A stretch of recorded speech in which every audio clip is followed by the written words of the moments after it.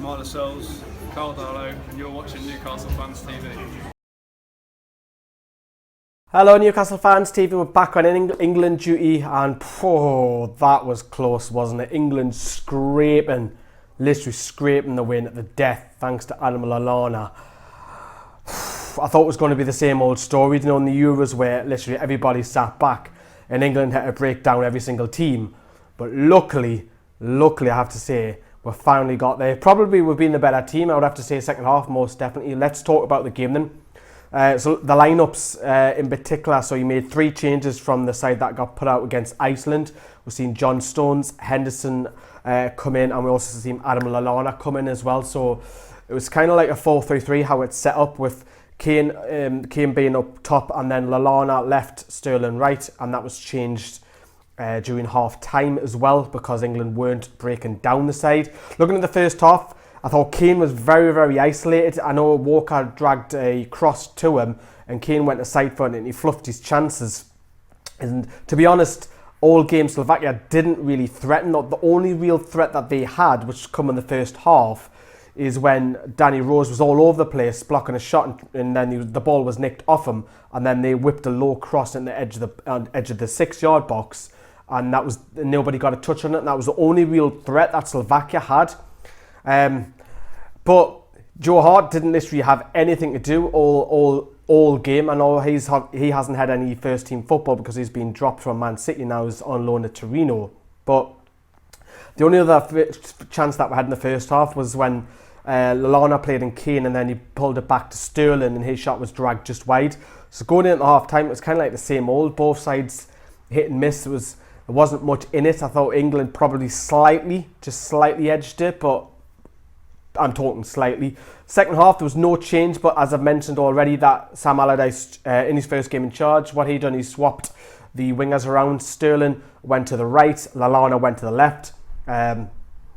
Sterling and Henderson had a couple of shots just after half time, nothing really materialised. And then the game changed really when Martin Skirtle just all over the place. What was he thinking?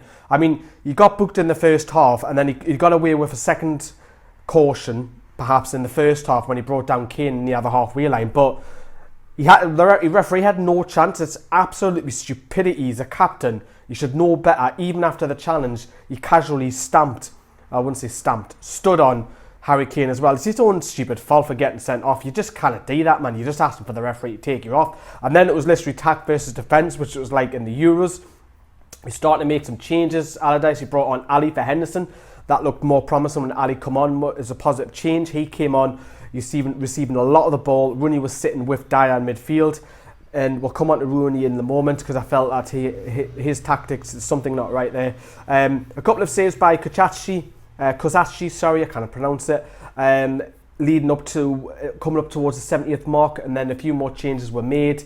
You brought on Walcott for Sterling because I thought Sterling had an awful second half. Walcott had a couple of dangerous crosses, which I do feel like Raheem Sterling, his delivery's awful and his touch as well. I know he's got pace, but I don't know how you feel at home, what you think about Sterling in English. I know he started off great at Man City under Guardiola, but he done that under Pellegrini as well last season, then he faded off.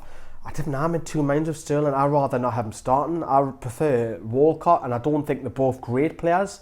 I think they're probably on a level par, but I just feel Walcott's got better chance of scoring and delivery's better. Rooney free kick just shortly after that, which just went over and thought, this is coming towards an end. And then a magnificent piece of play by Lallana, did a little Cruyff turn on the left, and then he just pings it with his left foot, cannons off the inside of the post. And I was like, oh yeah! I thought, it's not going to happen. It's just not going to happen. Goalkeeper had no chance, and then it came back to Lallana after Slovakia couldn't clear, and then the goalkeeper Kozachi saves it. So I have to say that Duricia had a marvellous game at centre-back for Slovakia, so I do have to point that out as well. Lallana had another shot around the 84th minute, I believe, when he just ran the outside of the box and drags it just wide.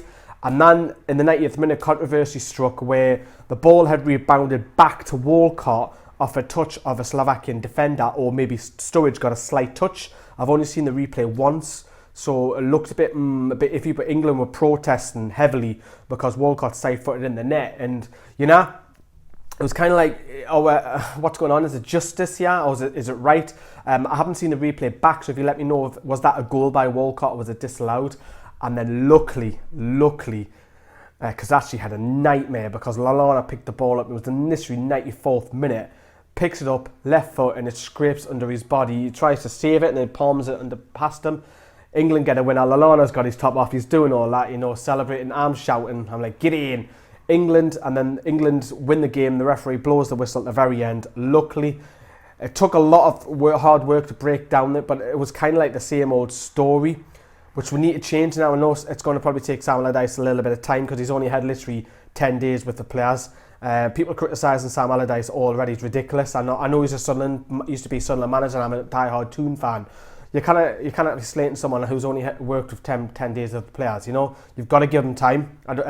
He's England manager. Maybe you didn't want him as England manager, but he's here. I think we'll probably find out after about 4 or 5 games how we're going to line up. The one thing I don't like, and I am going to criticise, is Rooney playing in that deeper midfield role. I don't think it benefits England at all. If Rooney is our best attacker, I still feel that, so he should be played further up front, because too many times you're sitting just picking the ball off the defence and just passing it out wide or spraying it. That's lovely, nice and neat, but Rooney's more dangerous as the number 10. Harry Kane had a shocker, an absolute shocker again. One thing I'm happy about, he's off the free kicks and he's off the corners. Rooney was on duty, and I think that's the way forward. But Harry Kane was it the tactics that Allardyce set up, but he was isolated? Was it Kane himself who didn't get involved? I feel it's a bit of both, because he was very, very isolated and he didn't have another man up near him or alongside him. So I think that needs to change. You can't play Kane up front. I don't think it helps him or England at all. But we've got the 3 points. I know it's only 1 game in, but it's 3 points at the end of the day. We kept a clean sheet. England weren't troubled. It's a mixture, isn't it? Let me know what you think in the comments down there below. And